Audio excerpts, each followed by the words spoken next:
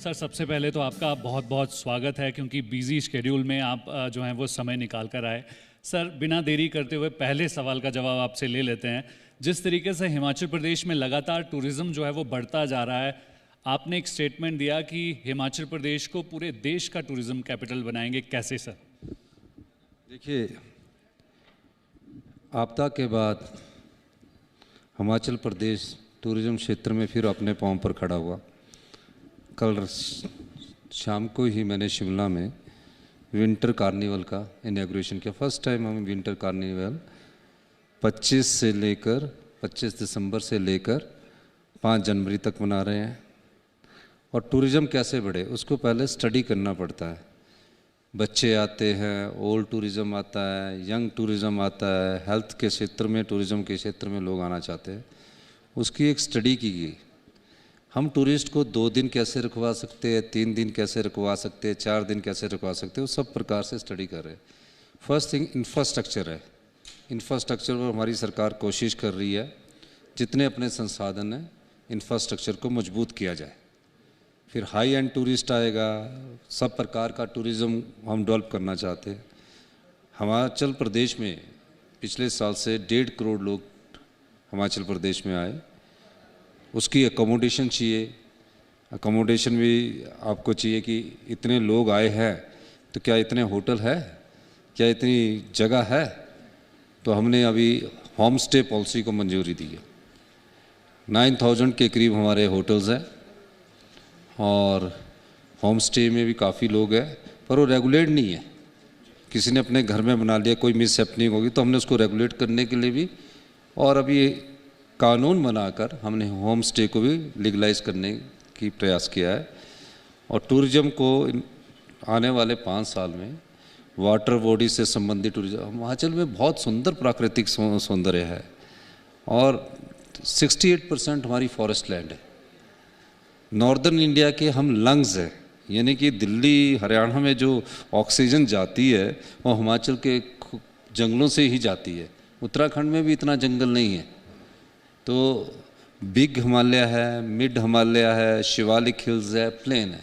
इन सबको एक्सप्लॉइट करने की ज़रूरत है। टूरिज़्म महज सिटी में ना रहकर कि शिमला चले गए, मनाली चले गए, धर्मशाला चले गए, और किस प्रकार से आदमी उस टूरिज़्म का लुत्फ़ उठाए और जब जाए तो दिमाग में एक सुकून लेकर जाए कि मैं हिमाचल गया था और मुझे ये चीज़ मिली। हाल ही में यूएई का दौरा करके आए हैं, काफ़ी इन्वेस्टर्स से आपने मुलाकात की है। क्या हम कह सकते हैं कि आने वाले समय में हिमाचल प्रदेश में इन्वेस्टमेंट जो है काफ़ी तरीके से बढ़ने वाली है? देखिए, हमने पहले ही बजट में अपने 5 साल की दिशा तय कर दी। हम इंडस्ट्रीज़ को 2 पार्ट में बांटते हैं और मेरा इंटरेस्ट हिमाचल की प्राकृतिक सौंदर्य, भौगोलिक स्थिति और टूरिज़्म पॉइंट ऑफ व्यू से है।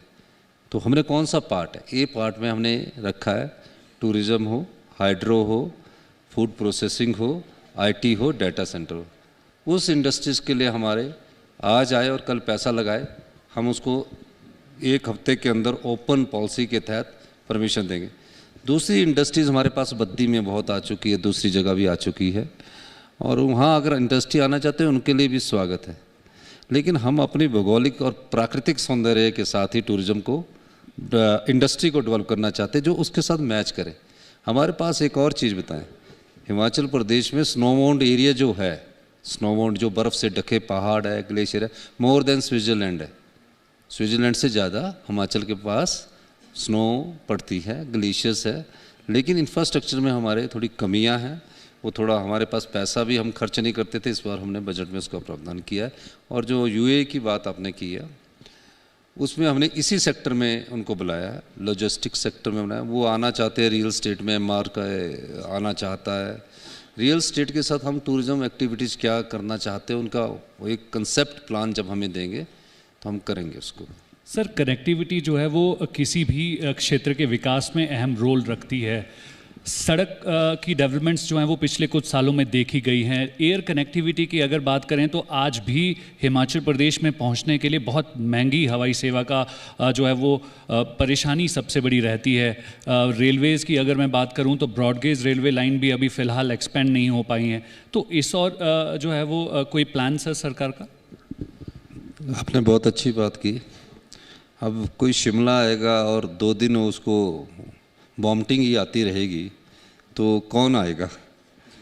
तो हमने पहले बजट में पूरे डिस्ट्रिक्ट हेडक्वार्टर्स को हेलीपोर्ट से जुड़ने की कोशिश की। हेलीपोर्ट से जब जुड़ जाएंगे तो दिल्ली चंडीगढ़ से शिमला का सफ़र 18 मिनट्स का रह जाएगा। पूरा हमारा जो स्टेट है वो 1 घंटे में आप कवर अप कर लेंगे। और एयरपोर्ट हमारे पास 3 हैं लेकिन छोटे हैं। अब वो कोई 22,000 रुपया किराया 1 वे का खर्च के क्यों आएगा, वो बाहर चला जाएगा। पर फिर भी आते हैं क्योंकि यहाँ की प्राकृतिक सौंदर्य हिमालयाज़ उनको खींच कर लाते हैं। तो मेरा ये मानना है कि हम बड़ा एयरपोर्ट बना रहे हैं। पहले हम टूरिज़्म कैपिटल कांगड़ा को बना रहे हैं और उसको हमने टूरिज़्म कैपिटल का दर्जा दिया है। उसमें हम इंफ्रास्ट्रक्चर में इस मार्च तक हम लैंड एक्विजिशन कर देंगे और हेलीपोर्ट हमारे अगले 2026 तक धरातल पर आ जाएंगे। उनके लिए बजट एलोकेट कर दिया गया है। तो इस ढंग से इंफ्रास्ट्रक्चर बना रहे हैं। और जो रोड्स कनेक्टिविटी की बात कर रहे हैं, रोड भी हम स्टेट कर रहे हैं। ये भी 2-3 साल में पूरे धरातल में आएंगे क्योंकि टूरिज़्म पॉइंट ऑफ व्यू से हमारा पहले जो बजट होता था पिछले 40 साल से 5 करोड़ था। इस बार हमने 3000 करोड़ उसका बजट रखा। जी, अगर बात करें बेरोजगारी लगातार बढ़ती जा रही है और प्रदेश जो है वो भी इससे अछूता नहीं है।